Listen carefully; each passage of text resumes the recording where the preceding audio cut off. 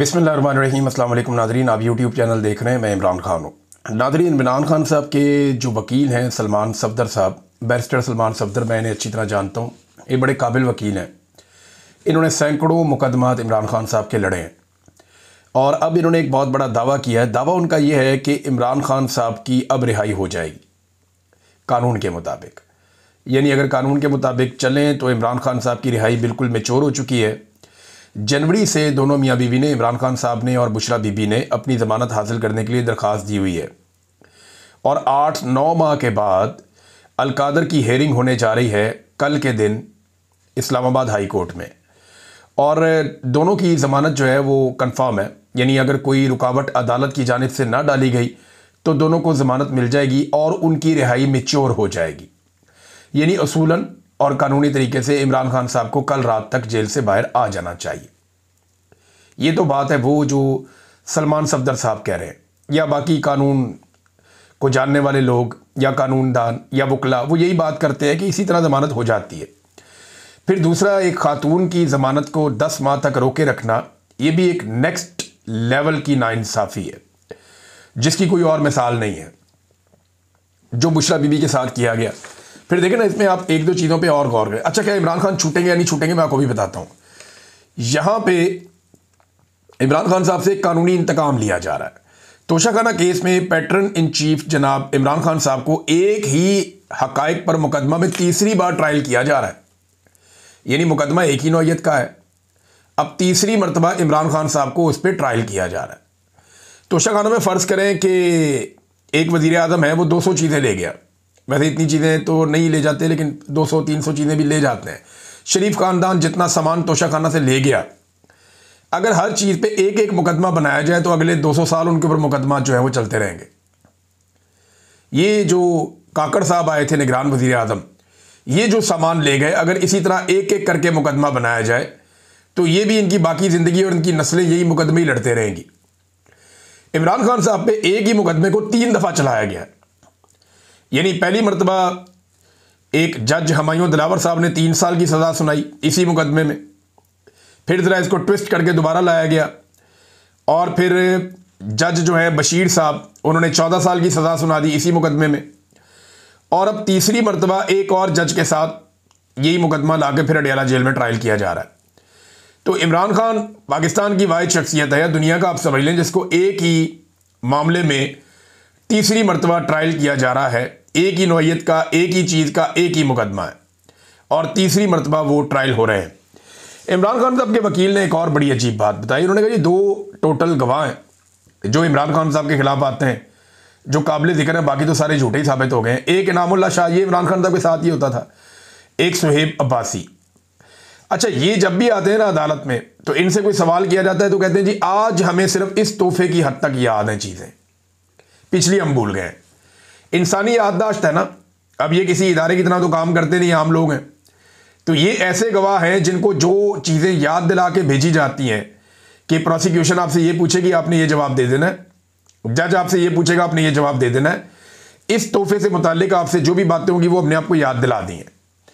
अगर उनसे कोई सवाल करता फलानी चीज़ का बताओ जी, वो मुझे याद नहीं है, ये वाली बात बताओ, मुझे याद नहीं है, वो जो पिछली तुमने गवाही दी थी एक और, वो भी मुझे याद नहीं है, क्योंकि झूठ याद नहीं रहता।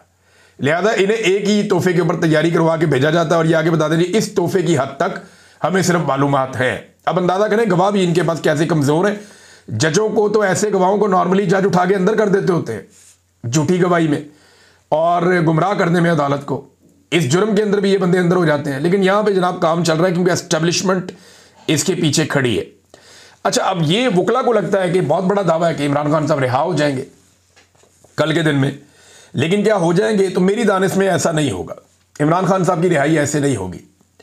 अगर किसी वक्त इमरान खान साहब रिहा होंगे भी ना और एस्टेब्लिशमेंट पे बहुत ज़्यादा दबाव होगा इमरान खान साहब को रिहा करने का, तो एस्टेब्लिशमेंट उससे पहले जो एस्टेब्लिशमेंट के अपने बहुत सारे ऐसे लोग हैं जो एस्टेब्लिशमेंट के वफादार हैं या एस्टेब्लिशमेंट जिन लोगों के साथ कंफर्टेबल है, उन लोगों की इमरान खान के साथ तवातर के साथ मुलाकातें शुरू करवा देगी, उन लोगों को रेलिवेंट करेगी और एस्टेब्लिशमेंट कोशिश करेगी कि इमरान खान की रिहाई, चाहे इमरान खान की अपनी जदोजहद के नतीजे में हो, चाहे अवामी जदोजहद के नतीजे में हो, चाहे सोशल मीडिया, आलमी ओवरसीज पाकिस्तानी और इंटरनेशनल और नेशनल प्रेशर के नतीजे में हो, कुछ भी हो, पाकिस्तान की एस्टेब्लिशमेंट कोशिश करेगी कि इसका क्रेडिट वो अपने लोगों को दे जो पाकिस्तान तहरीक इंसाफ में है, या कम से कम ऐसे लोगों को इसका क्रेडिट दे या उनको हीरो बनाए जो पाकिस्तान तहरीक इंसाफ के अंदर एस्टेब्लिशमेंट के एसेट्स हैं। कोशिश वो ये करेगी। लेकिन सोशल मीडिया का दौर है, लोग सारा कुछ खोल कर रख देते हैं। इमरान खान साहब खुद बड़े समझदार हैं। अलीमा खानम बाहर आई और उन्होंने आकर कुछ बातें बताई, इनमें कुछ चीज़ें बड़ी इंपॉर्टेंट हैं। एक तो देखें, मुझे नहीं लगता कि इमरान खान साहब की ऐसी रिहाई होगी। मेरे ख्याल में अलीमा खानम को भी यही लगता है और उन्होंने भी ये कहा कि ये तोशाखाना में इमरान खान साहब को पहले सजा देंगे और उसके बाद फिर अलकादर में ज़मानत मिलेगी, वरना ये होगा नहीं। क्योंकि बुशरा बीबी को भी अभी अंदर रखना है, वरना बुशरा बीबी को तो अब तक बाहर आ जाना चाहिए था। अच्छा जी, इमरान खान ने कहा कि इन्होंने पहले ही सज़ाएं लिख कर रखी होती हैं और ये सज़ाएं इन्होंने सिर्फ मुझे सुनानी होती है। इनके गवाह झूठे साबित हो रहे हैं, वरना अभी तक मैं बाहर आ जाता। इमरान खान साहब ने भी वही बात की। Chief justice Islamabad high court को बड़ी मेहनत करके ये लाए, जैसे इन्होंने 26 तरमीम ये वो सारा कुछ किया, और बार बार वो तारीख मनसूख करते हैं। वो बड़ी मेहनत कर रहे हैं इमरान खान साहब का केस ना लगे। 8-9 माह तो हो गए हैं, इमरान खान साहब का केस लगने ही नहीं दिया जा रहा। जो सबसे इंपॉर्टेंट बात इमरान खान साहब ने की कि वो बार बार आए, इमरान खान साहब ने बार बार इसके ऊपर बात की जब उन्हें मौका मिलता था, और बार बार आकर उन्होंने वादिया तीरा के वाक़े पर अफसोस का और दुख का इजहार किया। इमरान खान साहब ने कहा कि ख़वातीन और बच्चों की शहादत पे उन्हें बहुत तकलीफ़ है। उन्होंने कहा कि मैं 1 साल से कह रहा हूं कि ऑपरेशन ना करें, यहाँ पे कोलेटरल डैमेज होगा, इसके नतीजे में नफरतें बढ़ेंगी और दहशतगर्दी बढ़ती चली जाएगी, और खैबर पख्तूनख्वा की हुकूमत को ट्रैप कर दिया गया है। अफ़गानिस्तान में भी वो ये कह रहे हैं कि इसी तरह हुआ था। जब अमेरिका दहशतगर्दों के ऊपर अटैक करता था या हमले करता था तो कोलेटरल डैमेज बहुत बड़े पैमाने पर होता था। करज़ई की और गनी के जो 2 अदवार गुजरे हैं उसमें उन्हें ये बहुत बड़ी प्रॉब्लम हुई है कि तालिबान जहाँ पे भी जाते थे उन्हें बहुत बड़ी सपोर्ट इसलिए मिलती थी कि लोगों के साथ जुल्म बहुत हुआ था ऑपरेशन के नाम के ऊपर। तो ये इमरान खान साहब ने मिसाल दी। फिर उन्होंने कहा जी आसिम मुनीर साहब की जो अफ़गान पॉलिसी है उस पर शदीद तनकीद की इमरान खान साहब ने। तफसीलात आ जाएंगी, मैं आपके साथ शेयर करूँगा। और कहा जी अफ़गानों के खिलाफ बयानात भी दिए गए, हमले भी, बेदखलियाँ भी, ड्रोन हमले भी, ये सारी चीज़ें इमरान खान साहब ने कहा गैर ज़रूरी और गलत हैं। आसिम मुनीर साहब सारी दुनिया में जाते हैं, इनको जाना चाहिए था अफ़गानिस्तान, और अफ़गानिस्तान जाके अफ़गानिस्तान के साथ मामलात करने चाहिए थे, क्योंकि पाकिस्तान का अमन वहाँ पे जुड़ा है। इमरान खान साहब कहते हैं कि आसिम मुनीर साहब जो मौजूदा ऑपरेशन हो रहे हैं उससे 2 मकासद हासिल करना चाहते हैं। नंबर 1, उन्हें आलमी सतह पे पजीराई मिल जाए, तारीफ हो जाए कि वो मुजाहिद है जो दहशतगर्दी के खिलाफ खड़ा है और लड़ रहा है। तो ये ऑपरेशन शुरू करके वो एक ये तासुर बनाना चाहते हैं आलमी सतह पे। नंबर 2, पाकिस्तान तहरीक इंसाफ की मुकम्मल तबाही इससे उनको हासिल होगी, क्योंकि तहरीक इंसाफ जो है वो खैबर पख्तूनख्वा में उनकी हुकूमत है। जब इतनी दहशतगर्दी बढ़ेगी, लोगों का कत्लेआम होगा, ऑपरेशन के नतीजे में कोलेटरल डैमेज होगा, तो वहाँ जो इंतज़ामी जमात है वो कमज़ोर पड़ जाएगी। ANP के साथ भी इमरान खान साहब कहते रहे माजी में ये हुआ था। अब अगर आप गौर करें कि ये अफ़गानिस्तान के बारे में पॉलिसी बदली कैसे, लोग कहते हैं कि इमरान खान और शहबाज शरीफ दोनों की सोच में फ़र्क है। ऐसा नहीं है, ये जनरल बाजवा और जनरल आसिम मुनीर की सोच में फ़र्क है। जनरल बाजवा इस बात के कायल थे कि अफगानिस्तान के साथ हमें मामलात बेहतर करने चाहिए। इमरान खान साहब उन्हें इसमें ओके करते रहे कि बातचीत करो, बैठो, एंगेजमेंट करो, हालात को बेहतर करो। ये इमरान खान साहब की सोच थी। लेकिन दहशतगर्दों को वापस लाने का जो आइडिया था वो जनरल बाजवा का, जिसे इमरान खान साहब की काबीना ने मुस्तरद कर दिया था कि ये नहीं होगा, इस पर मजीद डिस्कशन कर लेते हैं लेकिन ये नहीं होगा और इससे नुकसान हो जाएगा। हमें पहले अफगानिस्तान की हुकूमत को एंगेज करना चाहिए, बातचीत करनी चाहिए। लेकिन फिर इमरान खान साहब की हुकूमत खत्म करके बाजवा साहब ने अपनी मर्जी कर दी और दहशतगर्दों के जत्थे वो पाकिस्तान में बुलवा लिए। आसिम मुनीर साहब आए तो वो टोटली अफगानिस्तान के बिल्कुल खिलाफ उनकी पॉलिसी थी, एंटी अफगान। और वो पॉलिसी अब नजर भी आती है ना, वज़ीर दिफा आपका हर थोड़ी देर के बाद कोई ना कोई एक आधा और अफगानिस्तान के ऊपर अटैक कर देता है। वो कह रहे जी हमारे भाई कोई नहीं है अफगान, हमारे दुश्मन है। ये ख्वाजा आसिफ वज़ीर दिफा बार बार कह रहे हैं। तो इमरान खान साहब ने बड़ी क्लियरली ये कहा कि खैबर पख्तूनख्वा की हुकूमत ट्रैप हो गई है। 4 लोग बहुत ज़रूरी हैं, या 4 जो जगह है वहाँ पे बहुत ज़रूरी है कि आप काम करें ताकि कबायली इलाकों में अमन आ जाए। नंबर 1 अफ़गानिस्तान की हुकूमत, पाकिस्तान की हुकूमत। नंबर 2, नंबर 3 जो पाकिस्तान के कबायली अवाम है, नंबर 4 जो अफगानिस्तान के वहाँ के मकामी अवाम है। ये जब तक आप चारों इकट्ठे होकर फैसला नहीं करेंगे और एक कोऑर्डिनेशन नहीं बनेगी, तब तक आप दहशतगर्दी को कंट्रोल नहीं कर सकते। दहशतगर्दों से किसी किस्म के मामलात नहीं होने चाहिए, उनके खिलाफ कानूनी कार्रवाई होनी चाहिए, लेकिन वो कानून के मुताबिक, एग्रीमेंट्स के मुताबिक और एक मरवजा तरीक़ाकार जो है उसके मुताबिक होना चाहिए। ये नहीं कि आपने जेट तैयारे और ड्रोन हमले और अंधाधुन और किसी को एतमाद में नहीं लिया हुआ, उससे दहशतगर्दी मजीद बढ़ती जाएगी, ये आग लगती जाएगी जब तक कि आप एक कोऑर्डिनेटेड एफर्ट नहीं करेंगे। ये इमरान खान साहब ने कहा। अब नाज़रीन, जो तफसीलात आती हैं बाद में वो मैं आपके सामने शेयर कर दूंगा। एक और नाज़रीन जो डेवलपमेंट है, ये 2 डेवलपमेंट है पाकिस्तान की मईशत के हवाले से बड़ी खौफनाक है। इसमें पाकिस्तान का जो मुआशी तरक्की का मॉडल है वो मुकम्मल तौर पे नाकाम हो गया, और ये मैं नहीं कह रहा, ये आलमी इदारे कह रहे हैं। वर्ल्ड बैंक की रिपोर्ट आई, वो कह रही है कि गुर्बत में लगातार इजाफा हो रहा है। 8 साल की बदतरीन गुर्बत की सतह इस वक्त पाकिस्तान में मौजूद है।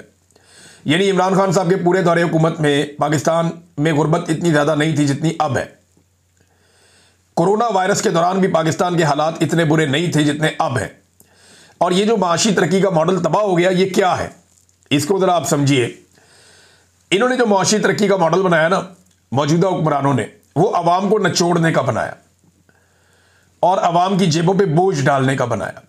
जिस तरीके से ये IPPs को लेकर आए, जिस तरीके से एस्टेब्लिशमेंट ने अपनी मर्जी के फैसले किए, जिस तरीके से SIFC बनाई गई, ये जब लोग गरीब होते चले जाते हैं, कमज़ोर होते चले जाते हैं, तो कोई भी मईशत काम नहीं करती, कोई भी मॉडल काम नहीं करता।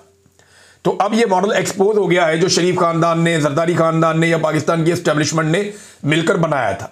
इमरान खान साहब बार बार एक बात करते थे कि ह्यूमन अपलिफ्ट, हमें इंसानों को तरक्की देनी है, हमें इंसानों को ऊपर लेकर आना है, बतौर मुआशरा सारे लोगों को आगे लेकर चलना है। जब कौम उठती है तो पूरा मुल्क उठ जाता है। ये चंद आप अलग अलग पिलर्स को आप उठा लेते हैं तो उससे मुल्क नहीं उठता।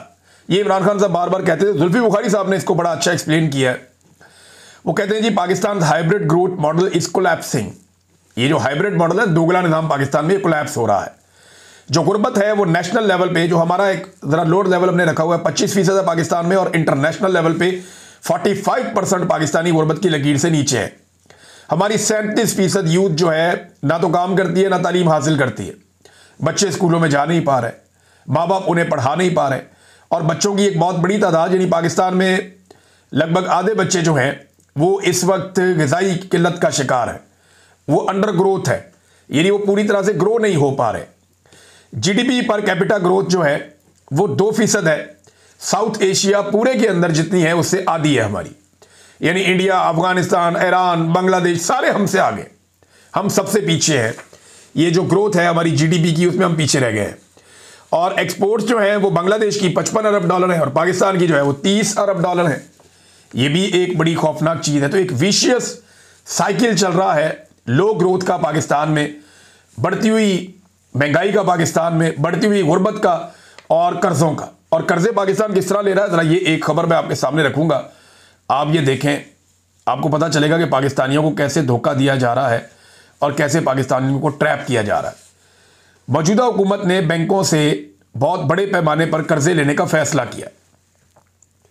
अब ये जो कर्ज़े हैं ये 1275 अरब रुपए के कर्ज़े हैं, और ये कर्ज़े ले रहे हैं सिर्फ और सिर्फ जो एनर्जी का सेक्टर है वहाँ पे जो नुकसान है उसको पूरा करने के लिए।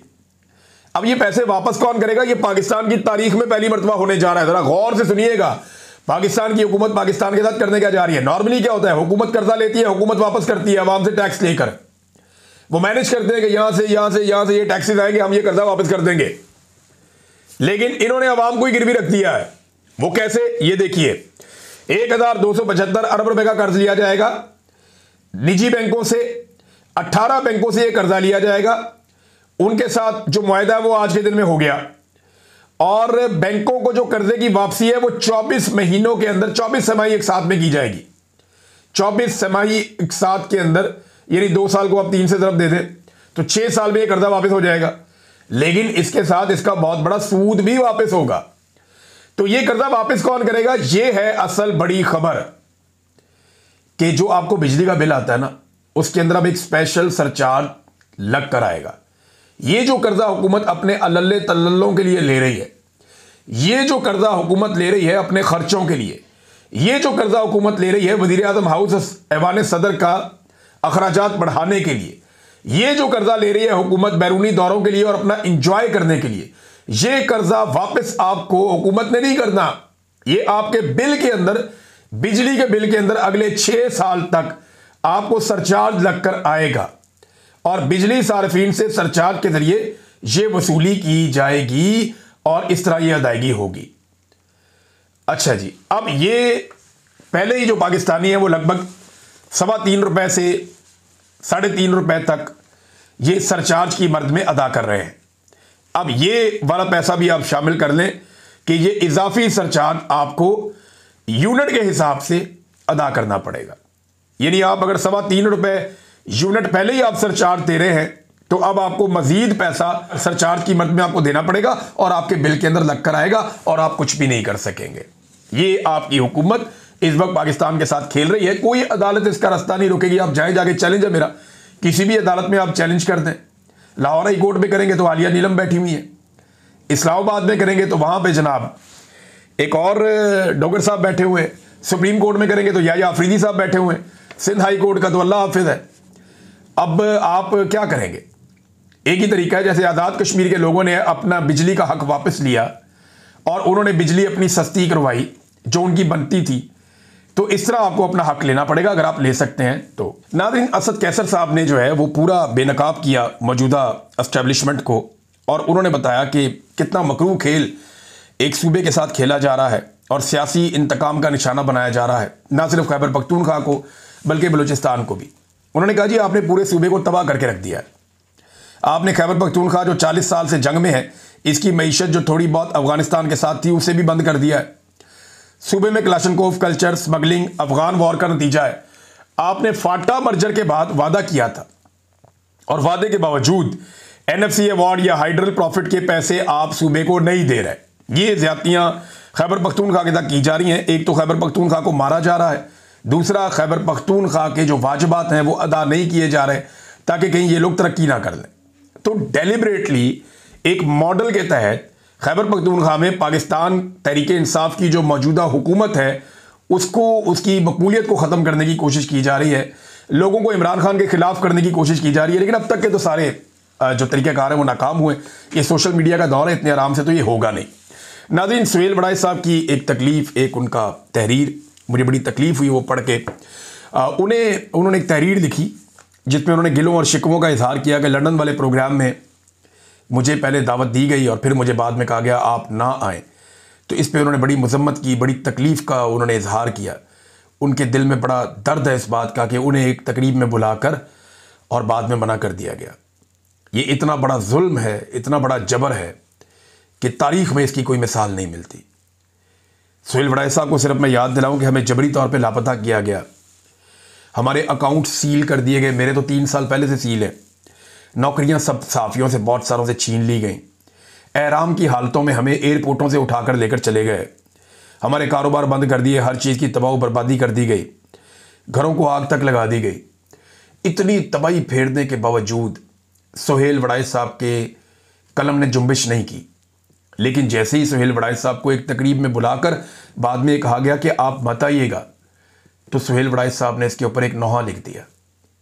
मेरी गुजारिश है जनाब फील्ड मार्शल आसिम मुनीर साहब से और मेरी गुजारिश है जनाब वज़ीर आज़म शहबाज शरीफ साहब से कि आपको अल्लाह का वास्ता आप इस आदमी को माफ़ कर दें। ये आपकी और कितनी खुशामद करें।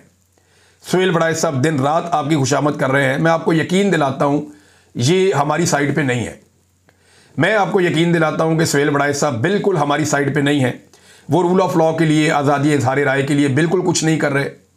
ना वो पाकिस्तान में अवामी मैंडेट के लिए आवाज़ उठा रहे हैं, ना वो जमहूरियत के लिए आवाज़ उठा रहे हैं, ना वो पाबंद सलासल लोग जिनके ऊपर फस्तायत की जा रही है उनके हक़ में कोई आवाज़ उठा रहे हैं। मैं आपको यकीन दिलाता हूँ मौजूदा रजीम को, वज़ीर आज़म को और फील्ड मार्शल को कि सुहेल वड़ाई साहब आपके आदमी हैं, ये आपकी साइड के बंदे हैं, आप इन्हें माफ़ कर दीजिए।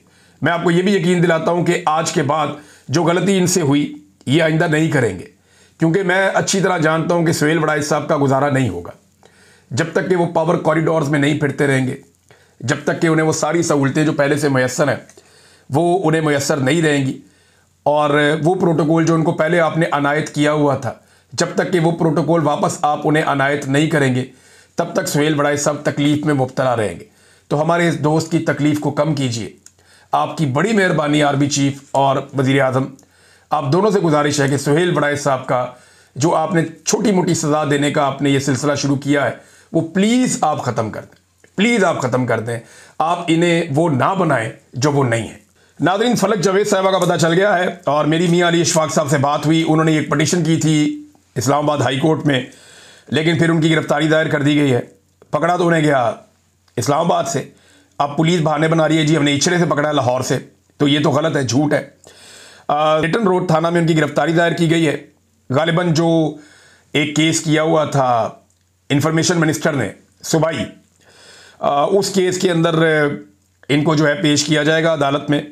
सुबह ज़िला कचहरी में इनको पेश किया जाएगा नईम बख्श साहब की अदालत के अंदर। तो ये जो नईम बख्श साहब है ना जज साहब, जिनकी अदालत में पेश किया जाएगा, ये भी बड़े मज़ेदार जज हैं। मुझे पता चला कि इन्होंने ये 24-24, 25-25 दिन का रिमांड दे देते होते हैं इकट्ठा ही, जो मांगो ये दे देते होते हैं। तो अब ऐसा तो नहीं लगता कि जल्दी फलक जावेद साहिबा की ज़मानत हो जाएगी, लेकिन अच्छी बात यह है कि कम से कम वो अब पब्लिक हो गई हैं। कम से कम ये पता चल गया है कि उन्हें किस मुकदमे में और कहाँ पे रखा गया है, और अब मामला जो है वो कानून के दायरे के अंदर है। अब वकला देख लेंगे। अली इशफाक साहब इस केस को देख रहे हैं। उम्मीद करता हूँ कि जैसे वो हमेशा केस लड़ते हैं ऐसे ही वो यहाँ पे भी इंसाफ लेने की कोशिश करेंगे। अब तक के लिए इतना ही। अपना ख्याल रखिएगा, अपने चैनल का भी। अल्लाह हाफ़िज़।